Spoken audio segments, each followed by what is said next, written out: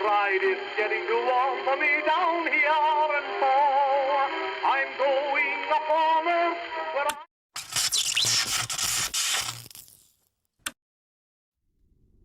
Halo, nama saya Sekar. Kejadian ini terjadi tahun 2018 di sebuah pabrik garmen besar di daerah Bandung Timur. Pabriknya tua, dibangun di atas tanah yang katanya dulu adalah rawa dan pemakaman keluarga yang gak sempat dipindahkan semua.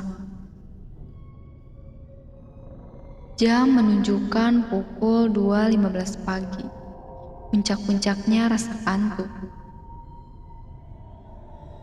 Di bagian finishing, cuma ada saya dan 3 orang teman lainnya. Jarak antara meja potong itu cukup jauh. Kamu nggak akan bisa dengar temanmu ngomong tanpa teriak. Karena suara mesin jahit di lantai bawah itu kayak suara lebah raksasa yang nggak pernah berhenti. Jujur aja, saya kerja di sini bukan karena passion. Mana ada orang yang punya cita-cita berdiri 8 jam sehari cuma buat mastiin jahitan kerah baju itu lurus. Saya di sini karena bapak di kampung lagi sakit keras dan adik saya yang bungsu bentar lagi masuk SMA. Dan biaya masuk sekolah di Bandung sekarang harganya gak masuk akal. Pabrik ini kayak raksasa beton yang nelan ribuan orang tiap harinya. Gaji UMK emang lumayan, tapi bayarannya bukan cuma tenaga, melainkan ketenangan batin. Tiap kali saya dapat shift malam, saya harus nguatin hati. Kalau bukan karena amplop coklat di akhir bulan, saya mending kabur dari hari pertama. Di line 4, enggak ada yang lebih cepat dari Teh Imas. Sudah 15 tahun dia di depan mesin jahit itu, jarinya sudah enggak punya sidik jari lagi.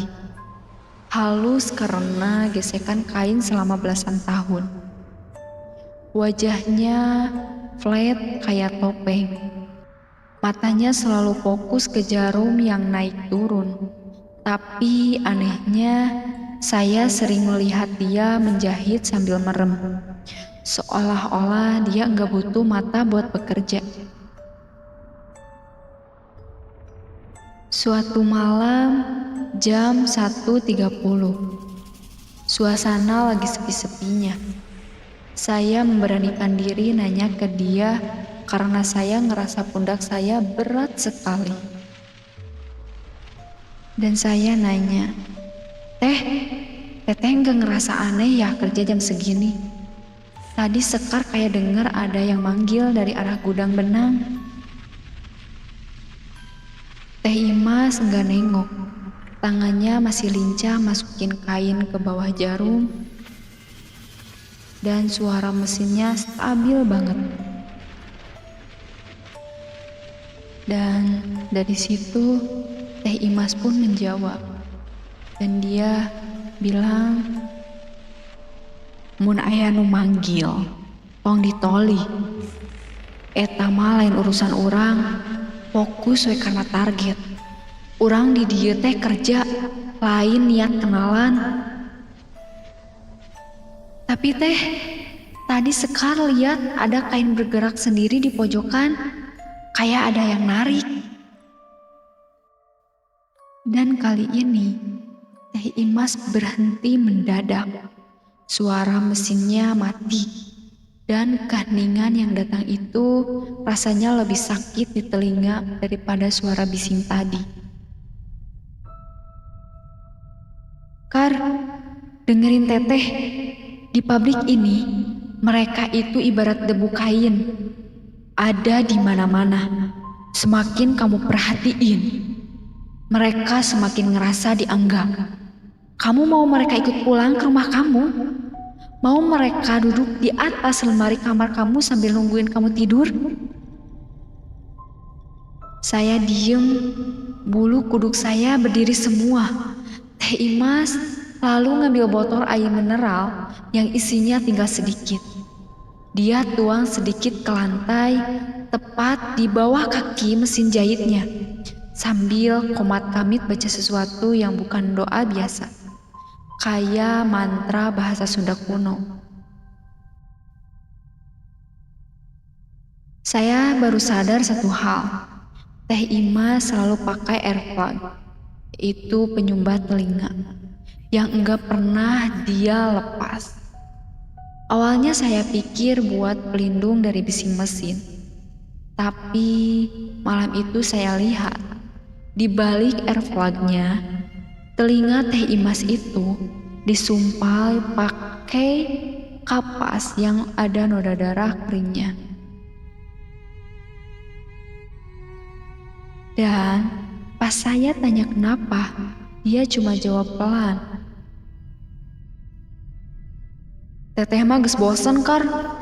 Geus bosen ngadenge marana ceurik tiap peuting di jero mesin ieu. Jadi mending teteh mah tong ngadenge sakalian. Malam itu jam 3 pagi, waktu dimana kesadaran manusia ada di titik paling rendah. Tiba-tiba, suara mesin jahit di depan saya berubah. Ritmenya nggak lagi konstan. Suaranya jadi dalam, kayak ada sesuatu yang nyangkut di dalam roda mesin. Tapi mesinnya tetap paksa berputar. Saya refleks mau berhenti, mau nunduk buat ngecek dinamo di bawah meja.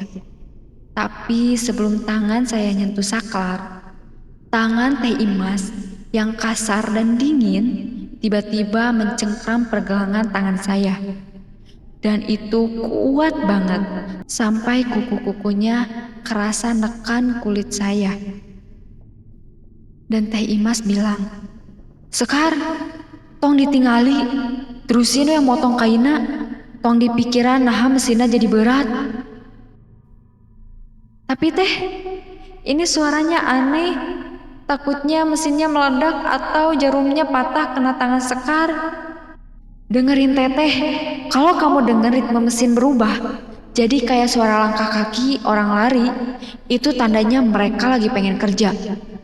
Anggap aja itu bantuan tenaga tambahan, biar target kita tercapai malam ini. Kalau kamu berhenti, mereka tersinggung. Kamu mau mereka ganti nyari bahan lain buat dijahit selain kain? Saya terdiam, saya paksa mata saya fokus ke kain katun di depan saya. Tapi saya nggak bisa bohongin telinga saya. Di bawah meja, di dekat kaki saya, suara mesin itu makin jelas berubah. Bukan lagi suara mesin ketemu besi, tapi suara kayak suara kuku panjang yang lagi garuk-garuk lantai semen. Dan yang bikin saya hampir pingsan, mesin jahit saya yang tadinya macet, tiba-tiba jalan sendiri dengan kecepatan yang gak masuk akal. Kain di tangan saya ketarik kencang banget, padahal kaki saya gak nginjak pedal sama sekali. Dan Teh Imas bilang, "Tah, tingali, target maneh tere anggeus kan? Terusin, ulah dilawan, mun maneh ngalawan, manehna bakal narik curug maneh asup kana jarum." Saya cuma bisa nangis tanpa suara. Air mata saya netes ke atas kain yang lagi dijahit secara otomatis itu.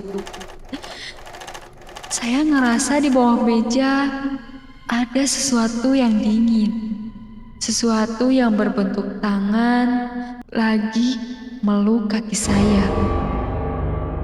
Seolah-olah dia lagi duduk di pangkuan saya sambil ikut bantu nekan pedal mesin. Setelah kejadian tenaga tambahan tadi, saya nggak berani lagi nengok ke bawah meja. Pandangan saya lurus ke depan, ke arah tumpukan kain perca sisa-sisa potongan kain yang menggunung di sudut ruangan, tepat di batas cahaya lampu neon yang berkedip. Awalnya, saya pikir itu cuma ilusi karena mata saya lelah. Tapi, tiap kali saya fokus menjahit, di sudut mata peripheral vision, saya melihat gunungan kain itu bergejolak.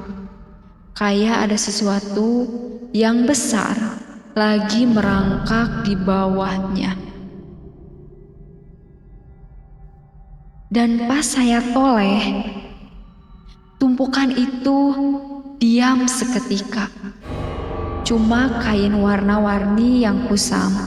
Tapi tiap kali saya buang muka buat lanjutin kerja, posisi tumpukan itu berubah. Tadi jaraknya mungkin 5 meter. Pas saya lirik lagi, sekarang cuma tinggal 3 meter. Tumpukan itu kayak berjalan mendekat tiap kali saya berkedip. Dan Teh Imas bilang, "Kar, ulah dititipan bae tumpukan perca eta. Eta teh lain perca hungkul. Eta teh selimut, keur manehna nu teu boga awak." Saya berusaha gak peduli, tapi bau dari arah tumpukan itu mulai berubah. Bukan lagi bau kain baru, tapi bau apek, bau tanah kuburan yang basah. Dan tiba-tiba, dari sela-sela kain perca yang warnanya merah kusam, keluar sesuatu. Bukan tangan dan bukan kaki, tapi helai rambut hitam yang sangat panjang terseret di lantai, keluar dari bawah tumpukan kain itu. Rambut itu bergerak pelan, kayak ular merayap di atas lantai semen menuju ke arah kaki saya. Saya mau teriak, tapi tenggorokan saya rasanya kayak dikunci. Dan puncaknya, tumpukan kain itu mendadak berdiri. Kain-kain perca itu jatuh berserakan. Dan di baliknya, muncul sosok perempuan dengan posisi nungging yang enggak wajar. Tulang punggungnya menonjol keluar, dan dia enggak memakai baju. Tubuhnya dibalut sisa-sisa benang yang melilit kulitnya sampai berdarah-darah. Dia enggak punya wajah, cuma lubang besar di bagian tengah kepala yang terus mengeluarkan suara. Dia merangkak cepat banget. Bukan pakai kaki, tapi pakai siku tangannya yang tulangnya sudah patah-patah. Enggak tahan lagi. Saya lari. Saya abaikan teriakan Teh Imas. Saya butuh udara. Saya butuh air buat basuh muka saya yang sudah mandi keringat dingin. Di lorong, remang-remang menuju toilet. Saya hampir nabrak Pak Dadang. Dia lagi berdiri di sudut. Tangannya yang pegang rokok gemetaran hebat. Dan Pak Dadang nanya, "Neng, bade ka mana? Tongkat toilet palidinya nuju caang pisan di jero." Pak Dadang narik saya menjauh. Wajahnya pucat pasik kena sinar lampu neon. Dia ngebisikkan cerita yang bikin jantung saya ngerasa berhenti berdetak. Dan Pak Dadang bilang, "Neng Sekar orang baru ya, jadi pasti gak tahu. Dulu tahun 90-an, tepat di malam kayak gini, ada buruh namanya Siti. Dia lemur sendirian di bagian deying. Rambutnya panjang sepinggang. Terus, pas lagi dia nunduk ngecek mesin roller raksasa, rambutnya keserimpet masuk ke mesin. Nah, Si Neng Siti teh teriak, tapi suaranya kalah sama deru mesin. Gak ada yang denger. Badannya ketarik masuk, giling pelan-pelan. Pas ditemukan pagi harinya, mesin itu udah berubah warnanya jadi merah. Jempolnya putus, badannya hancur Neng. Dan perusahaan, mereka cuma bilang itu kecelakaan kerja, dibayar uang tutup mulut. Terus mesinnya dibersihin pakai sikat kawat dan dicat ulang supaya bisa dipakai lagi.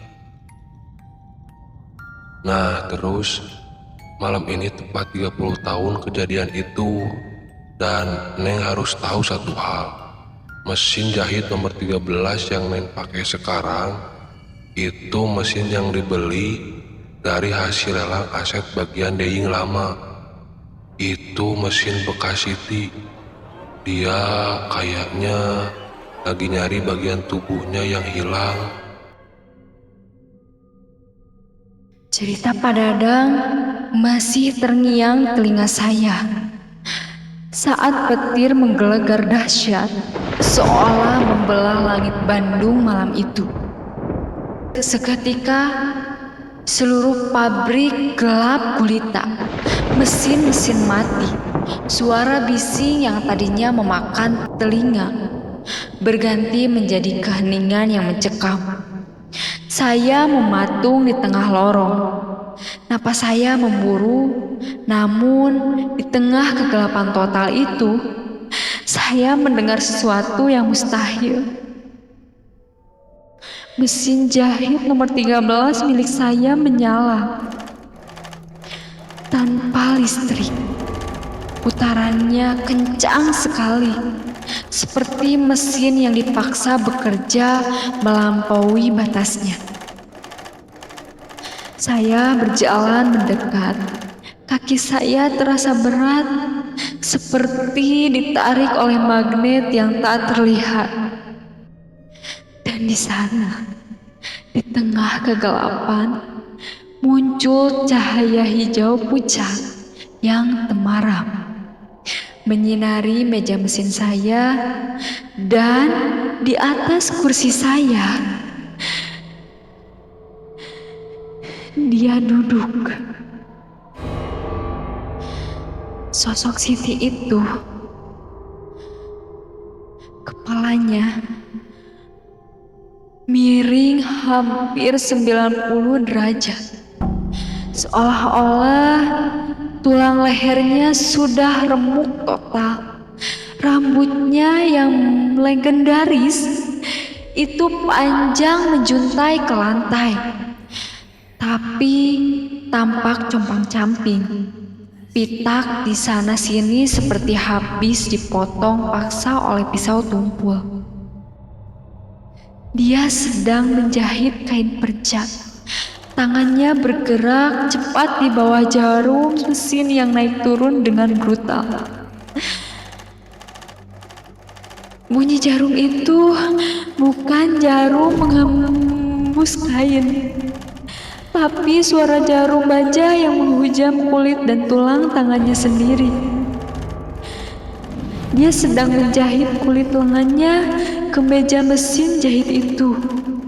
Darah hitam kental merembes di sela-sela jahitan, namun dia tidak berhenti. Lalu perlahan, leher yang miring itu berderit. Dia menoleh ke arah saya. Wajahnya, Tuhan, wajah itu tidak punya mata. Hanya ada 2 lubang hitam besar yang terus mengalirkan cairan pekat berwarna hitam, seperti zat pewarna kain yang baunya sangat busuk, seperti bangkai yang direndam kimia. Dia menjalurkan tangannya yang gemetar ke arah saya. Tangannya yang hanya memiliki 4 jari, jempolnya hilang, sisanya luka robek yang masih basah. Dan si sosok Siti itu bilang, "Iya, jempol abdi nembe ketemu. Tapi nah ada keneh." Saya bingung. Saya mau berteriak tapi suara saya hilang. Saya melihat ke arah tangan kanan saya sendiri. Saya sedang memegang meja mesin. Pandangan saya kabur, tapi saya melihat warna merah yang kontras di bawah cahaya hijau itu. Darah, banyak sekali darah segar yang membanjiri meja mesin jahit saya. Saya melihat ke arah kelopak tangan saya. Kosong. Jempol kanan saya sudah tidak ada di sana. Hanya ada sisa daging yang koyak, seolah habis dicabut paksa dari akarnya. Anehnya, saya nggak ngerasa sakit sama sekali. Shock telah mematikan saraf saya. Saya melihat jempol saya sendiri. Saya terjahit rapi di tangan Siti. Masih berdenyut, masih mengeluarkan uap panas di tengah dinginnya malam itu. Siti tersenyum. Sebuah lubang menganga di wajahnya terbuka lebar. Dan saat itulah saya benar-benar kehilangan kesadaran. Suara bising mesin yang tiba-tiba menyala saat listrik kembali normal adalah hal terakhir yang saya ingat sebelum semuanya menjadi putih. Pas saya bangun, bau oli mesin sudah berganti menjadi bau karbol rumah sakit yang sangat menyengat. Pandangan saya kabur, tapi rasa sakit itu akhirnya datang. Rasanya seperti ada ribuan jarum yang masih tertancap dan dipaksa masuk ke pergelangan tangan kanan saya. Dokter datang dengan wajah yang sangat lelah, khas orang yang sudah terlalu sering menangani kecelakaan kerja. Dia bilang, saya beruntung enggak kehilangan tangan saya. Katanya, saya mengantuk berat, lalu tangan saya masuk ke arah putaran mesin. Potongannya sangat rapi sekali, kayak kena pisau mesin yang lagi tajam-tajamnya. Saya cuma bisa diam. Saya tahu itu bohong. Mesin jahit nomor 13 itu nggak punya pisau di bagian meja. Dan saya ingat betul, gunting potong saya tertancap di semen, jauh dari jangkauan tangan saya saat saya mematung. Tapi di pabrik ini, kebenaran enggak pernah lebih penting daripada target produksi. Sore harinya, saat ruangan sepi, pintu kamar rawat saya berdecit. Teh Imas masuk. Dia enggak bawa buah, enggak bawa bunga. Dia cuma berdiri di samping tempat tidur saya. Masih pakai seragam pabrik yang sama. Matanya yang flat itu menatap perban di tangan saya. Dan Teh Imas bilang, "Kar, teteh pan geus bilang, mun maneh lumpat, maneh dianggap bahan nu can beres." Teh, jempol Sekar, Siti yang ambil. Sekar lihat sendiri, Teh. Teh Imas nunduk, dia ngambil tangan kiri saya yang sehat, lalu menyelipkan sebuah benda kecil di telapak tangan saya. Sebuah jempol dari plastik. Jempol mainan yang biasa dipakai buat manekin. Tapi di permukaannya ada bekas jahitan tangan yang kasar dengan benang warna hitam. Mas bilang, "Siti, geus tenang ayeuna. Maneh geus boga bagian nu anyar. Tapi maneh kudu inget satu hal. Kar, benang nu dipake Siti teh benang nyawa. Sanajan perban eta dibuka, maneh bakal tetep ngarasa jempol maneh. ditarik-tarik tiap jam 2 pagi. Eta tandana Siti keur ngajahit keneh di ditu. Teh Imas pergi tanpa pamit lagi.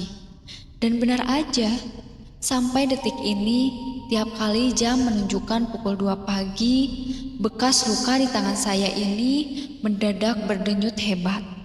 Rasanya perih, panas, dan ada sensasi tarikan kuat seolah-olah ada benang tak terlihat yang menghubungkan tangan saya dengan mesin nomor 13 di pabrik itu. Saya mutusin buat gak akan pernah balik lagi ke sana. Tapi teman-teman yang masih bertahan di SIP 3 sering cerita kalau suasana lagi sunyi banget di tengah malam, mereka masih bisa dengar suara satu mesin yang berderu kencang di tengah kegelapan. Mereka bilang Siti masih ada di sana, menjahit potongan-potongan hadiah dari para buruh yang lalai menjaga diri. Dan mungkin suatu saat nanti dia bakal butuh bagian tubuh yang lain buat melengkapi badannya yang hancur.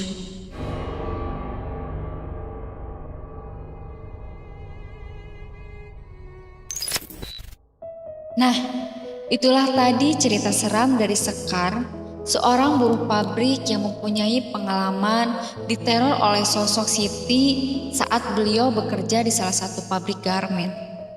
Semoga kita bisa mengambil pelajaran pada kisah ini dan selalu berhati-hati saat bekerja, entah itu siang hari ataupun dapat shift malam. Semoga Sobat Urban semua sehat selalu.